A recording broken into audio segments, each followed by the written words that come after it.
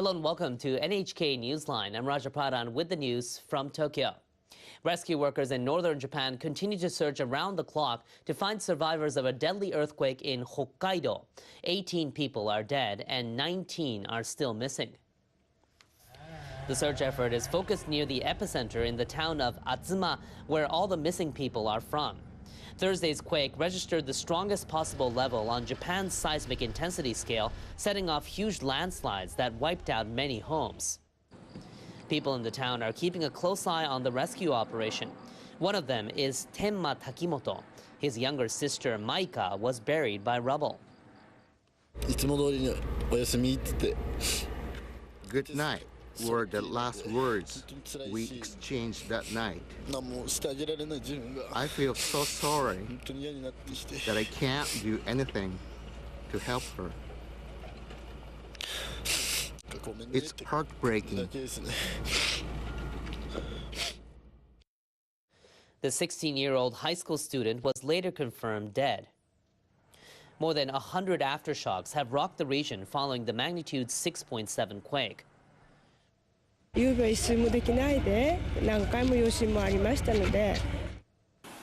Officials warn strong quakes could hit Hokkaido in the coming week.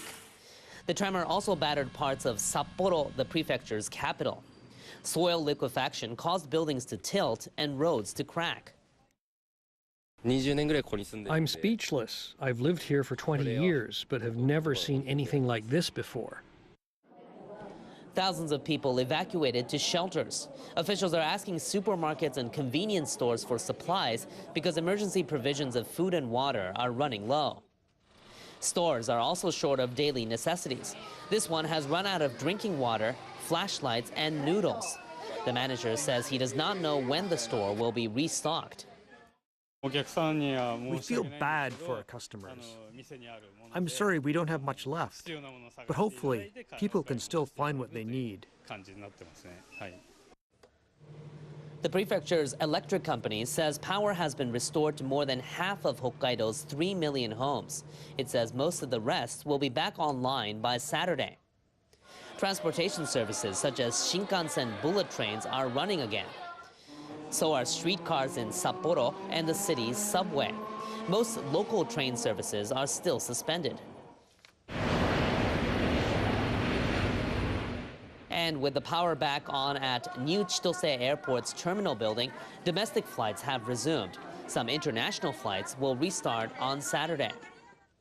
Earlier, NHK World's Yukari Kondo was at an evacuation shelter for tourists in Sapporo.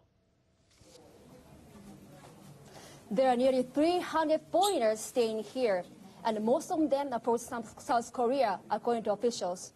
Right now, people are resting, eating some food, and chatting in small groups. But many say they are feeling exhausted and feeling stressed following Thursday's earthquake. Now, people focus on trying to get home, but they say it's hard to get reliable information in English about flights or transportation in Hokkaido. We can to come here and safe in here. A lot of information all around us. Yeah, some are true, some are false, you know? Yeah, and we were so confused about that. Officials at the shelter are trying to help bridge that language gap. Most of the South Korean tourists I spoke to are planning to fly back home tomorrow, but some are not so lucky. Some people here still do not have any flights and hotel rooms in Sapporo, so they may need to stay here for a couple more days until things getting back to normal. Yukari Kondo, NHK World, Sapporo. And people in the disaster-hit regions could be dealing with downpours as they head into the weekend. Our meteorologist Sayaka Mori has the details. Heavy rain is expected into Saturday morning local time across Hokkaido. The massive earthquake has loosened the ground and even landslides are already occurring, and rainfall could saturate the ground, causing more vulnerable conditions to landslides over the area. We have a cold front that is expected to move over Hokkaido that could dump short-term heavy rainfall. We could be looking at strong winds across the area as we go into Saturday morning, so that could heighten the risk for landslides. Now, as for temperatures, it's going to be cooling down significantly into Sunday. 25 is expected in Atsuma near the epicenter of the earthquake. 20 degrees for the high on Sunday. Notice rain will come back on Sunday. Rain will likely continue into Monday, and then on Tuesday we will see cooler temperatures. So we will likely see rain persisting into early next week and also cool temperatures as we go into next week. Turning now to western Japan, where one of the nation's main airports has resumed some flights after a powerful typhoon earlier this week shut it down. Typhoon Jebi triggered a storm surge on Tuesday, flooding runways at Kansai International Airport. Officials say Terminal 1 remains mostly closed, but Terminal 2 and the adjacent Runway B escaped major damage. On Friday morning, passengers arrived to check in for their flights. I was glad to hear that companies resumed flight operations. Budget carrier Peach Aviation and Japan Airlines resumed some flights on Friday. The first was a Peach flight that departed for Niigata shortly before noon. Two-way traffic has resumed on a bridge to the island airport. It was badly damaged after a tanker set adrift by strong winds slammed into it during the storm. Train services across the bridge remain suspended. The airport operator is calling on travelers to use special shuttle bus services to and from the airport. Peach has decided to resume 12 flights linking Seoul, Hong Kong, Shanghai, and other destinations from Kansai Airport on Saturday. Now, Typhoon Jebi is one in a series of natural disasters putting Japan's financial muscle to the test. As it also counts the cost of the powerful earthquake that struck the north on Thursday, the government is being forced to tap reserve funds to help other areas recover from devastating floods. Cabinet officials said Friday they've earmarked an extra $550 million from the current fiscal year's reserve funds for the flood-hit areas. That comes on top of about $950 million already taken in August. In July, large areas of western Japan were hit by torrential rain and flooding. More than half the money will be spent on reinforcing river embankments. It'll also be used to repair major roads in Hiroshima Prefecture. Another chunk of money, more than $184 million, has been allocated for emergency disaster mitigation measures. Current dangers in the region include landslides and falling rocks. About $3.6 million will go to supporting residents, including checks on people living in temporary housing and mental health care.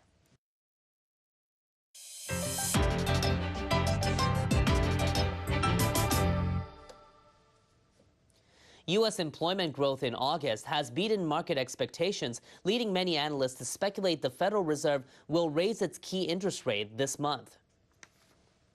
The Labor Department said on Friday non-farm payrolls increased by 201,000 from the previous month.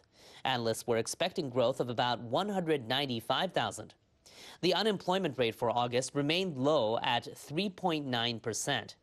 The average hourly wage rose 2.9% from the year before. That's the highest level since June 2009. Late last month, Federal Reserve Chairman Jerome Powell indicated his intention to continue to raise interest rates. Ballooning Social Security costs have pushed requests for Japan's government budget in fiscal 2019 to a record high. The Finance Ministry says ministries and agencies are seeking a total of about $930 billion. The Health and Welfare Ministry increased its request due to rising costs for Social Security as the country's population ages. The ministry wants funds for medical and nursing care as well as pensions. Spending for government bond redemptions and interest payments stood at about $220 billion.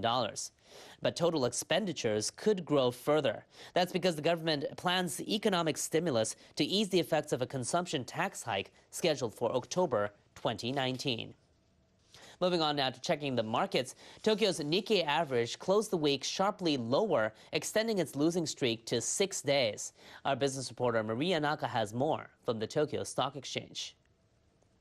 Many investors grew worried due to a U.S. media report that President Trump may take his trade fight to Japan, so they offloaded shares. Let's take a look at how the Tokyo indices closed this Friday, September 7th. The Nikkei shed 0.8%, ending at 22,307. The broader topics finished the day down by 0.5%. For the week, the Nikkei fell by more than 2%. Worries about the possibility of Washington slapping new levies against Beijing and uncertainty over the U.S.-Canada NAFTA negotiations weighed on sentiment. On Friday, the oil-related sector was the biggest loser on a fall in crude prices. That's as data showed that gasoline inventories in the U.S. grew more than expected. On the flip side, Hokkaido Electric Power and other companies that provide electricity bounced back from Thursday's falls. Reports that power companies on mainland Japan will help with the blackouts in earthquake-hit Hokkaido lifted their shares. I'm Marie Yanaka reporting from the Tokyo Stock Exchange. In other news, delegates at an international conference on Pacific bluefin tuna resources have failed to reach a consensus on easing fishing restrictions. The four-day meeting ended Friday in Fukuoka.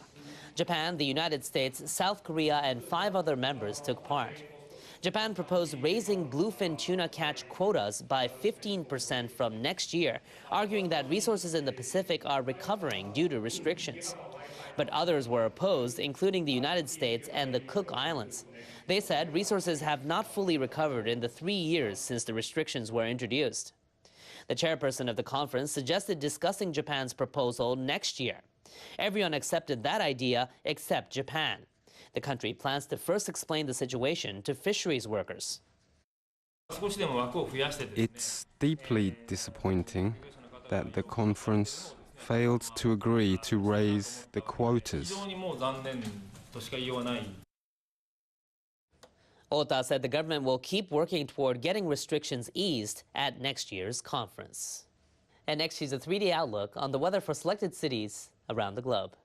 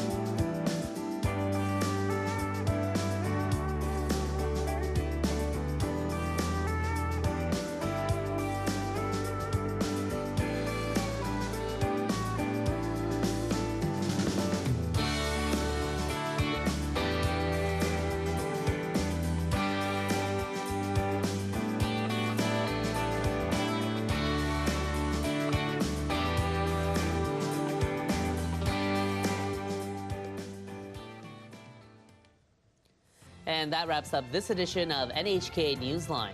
I'm Raja Pradhan in Tokyo. Thanks for joining us.